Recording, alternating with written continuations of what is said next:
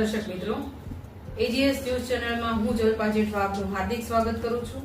પ્રસ્તુત છે આજના મુખ્ય સમાચાર। ઘોઘા જગતનાકા વિસ્તારમાં પિતા પુત્ર પર હુમલો। સુભાષનગર આવાસ યોજનામાં ભાડુઆતે ઉપપ્રમુખ અને તેની પત્ની પર કર્યો હુમલો। ભાવનગર ધોબી સોસાયટીમાં બીજે દિવસે ડિમોલિશન યથાવત। ચાંદીનો ગોલ્ડન ટાઈમ 1 લાખ રૂપિયા કિલો।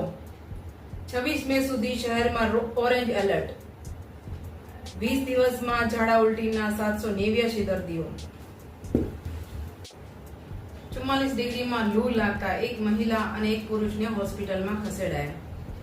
મહુવા તાલુકાના નાના જાદરા ગામે પતિ અને દિયર વડે માર મારતા પરિણીતાની ફરિયાદ। સોલા બ્રિજ પર બેફામ ડમ્પરનો વિડીયો થયો વાયરલ। નાઇજીરિયામાં બંદૂકધારીઓનો આતંક। અંધાધૂંધ ફાયરિંગમાં 40 મોત। ઉત્તર મધ્યમાં સ્થિત પઠાર રાજ્યની ઘટના। અમદાવાદમાં મેચ રસિકો બન્યા ગરમીનો શિકાર। નાફેડના ચેરમેન તરીકે જેઠાભાઈ ભરવાડની બિનહરીફ ચૂંટણી। રેલવે હોસ્પિટલ પાછળ પોપટભાઈની વાડીમાં રહેતા જીતેન્દ્ર મકવાણાનો મૃતદેહ મળી આવ્યો। સરદારનગર 66 કેવી સ્ટેશનમાં રિપેરિંગના કારણે કાલે 8 ફીડરમાં વીજ કાપ જાહેર। RTO શાસ્ત્રીનગરના રસ્તાનું diversion લંબાવાયું। 20 જૂન સુધી ભારે વાહનોની પ્રવેશબંધી। બિહારમાં મતદાનના બીજા દિવસે હિંસા, 1નું મોત, 2 ઇજાગ્રસ્ત।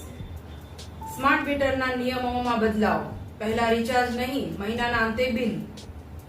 સુરક્ષા સહિતના મુદ્દે હવે દુબઈમાં પણ વિઝા રિજેક્શન વધ્યું। પીએમ નેતન્યાહુની ધરપકડની માંગને લઈ ઇઝરાયેલમાં નારાજગી।